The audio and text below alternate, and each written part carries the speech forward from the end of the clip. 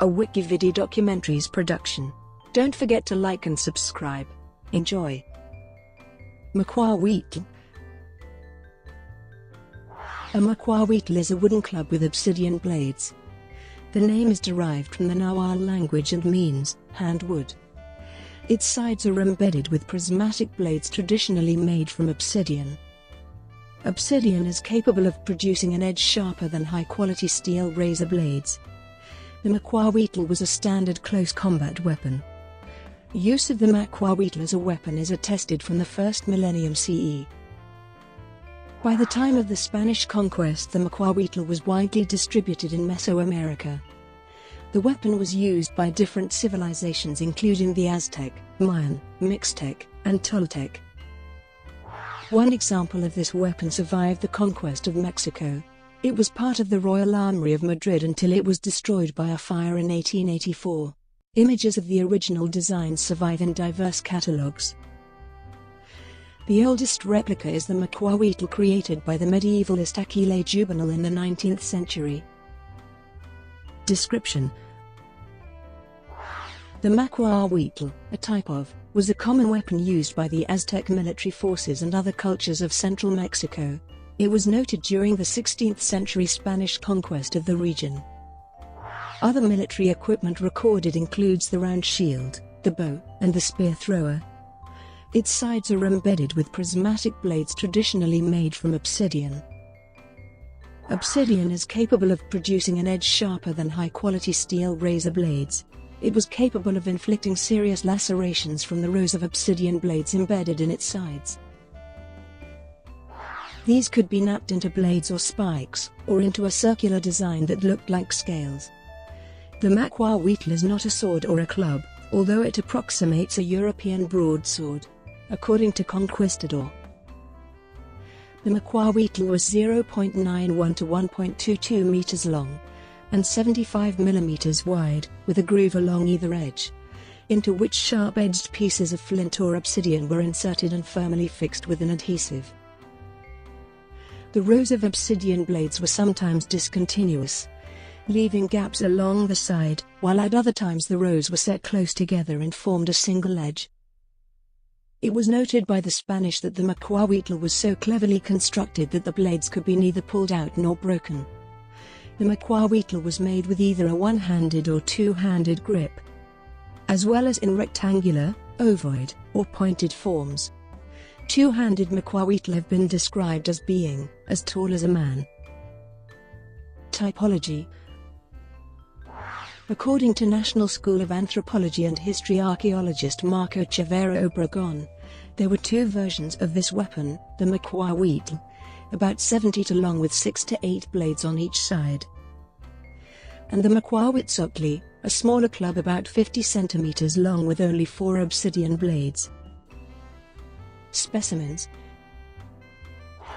According to Ross Hasek, the last authentic maquahuitl was destroyed in 1884 in a fire in the Royal Armoury in Madrid, where it was housed beside the last Typos de Pili.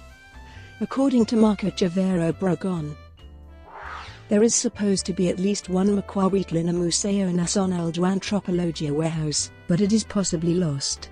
No actual maquahuitl specimens remain, and the present knowledge of them comes from contemporaneous accounts and illustrations that date to the 16th century and earlier. Origins and distribution. The maquahuitl predates the Aztecs. Tools made from obsidian fragments were used by some of the earliest Mesoamericans. Obsidian used in ceramic vessels has been found at Aztec sites. Obsidian cutting knives, sickles, scrapers, drills, razors, and arrow points have also been found. Several obsidian mines were close to the Aztec civilisations in the Valley of Mexico as well as in the mountains north of the valley. Among these were the Sierra de los Navajos, named after their obsidian deposits. Use of the maquahuitl as a weapon is attested from the first millennium. A Mayan carving at Chichen Itza shows a warrior holding a maquahuitl, depicted as a club having separate blades sticking out from each side. In a mural, a warrior holds a club with many blades on one side and one sharp point on the other, also a possible variant of the maquahuitl. By the time of the Spanish conquest, the maquahuitl was widely distributed in Mesoamerica, with records of its use by the Aztecs, Mixtecs, Tarascans, Toltecs and others. It was also commonly used by the Indian auxiliaries of Spain, though they favored Spanish swords, as Mesoamericans in Spanish service needed a special permission to carry European arms. Metal swords brought Indian auxiliaries more prestige than maquahuitls in the eyes of Europeans as well as natives. Effectiveness.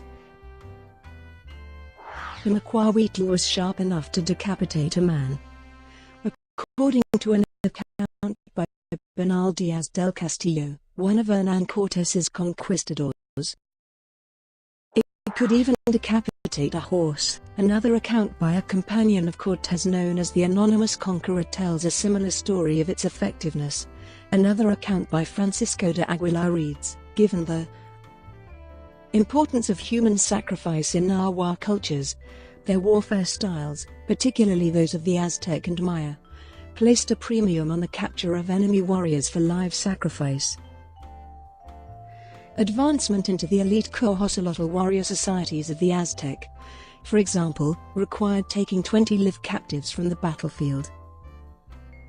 The maquahuitl thus shows several features designed to make it a useful tool for capturing prisoners, fitting spaced instead of contiguous blades, as seen in many codex illustrations. Would intentionally limit the wound depth from a single blow, and the heavy wooden construction allows weakened opponents to be easily clubbed unconscious with the flat side of the weapon.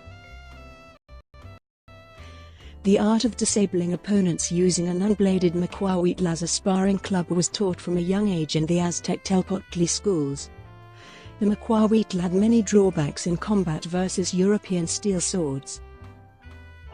Despite being objectively sharper, prismatic obsidian is also considerably more brittle than steel. Obsidian blades of the type used on the maquahuitl tended to shatter on impact with other obsidian blades, steel swords, or plate armor. Obsidian blades also have difficulty penetrating European mail. The thin, replaceable blades used on the maquahuitl were easily dulled or chipped by repeated impacts on bone or wood, making artful use of the weapon critical. It takes more time to lift and swing a club than it does to thrust with a sword. More space is needed as well, so warriors advanced in loose formations and fought in single combat. Experimental archaeology. Replicas of the maquahuitl have been produced and tested against sides of beef for documentary shows on the History and Discovery channels, to demonstrate the effectiveness of this weapon. On the History show Warriors, Special Forces operator and martial artist Terry Shopert injured himself while fencing with a maquahuitl. He cut the back of his left leg as the result of a backswing motion. For Spike Hitch's reality program Deadliest Warrior, a replica was created and tested against a model of a horse's head created using a horse's skeleton and ballistics gel. Actor and martial artist Saul Lopez was able to decapitate the model, but it took 3 swings. Blows from the replica maquahuitl were most effective when it was swung and then dragged backwards upon impact, creating a sawing motion. This led Max Geiger, the computer programmer of the series, to refer to the weapon as the obsidian chainsaw.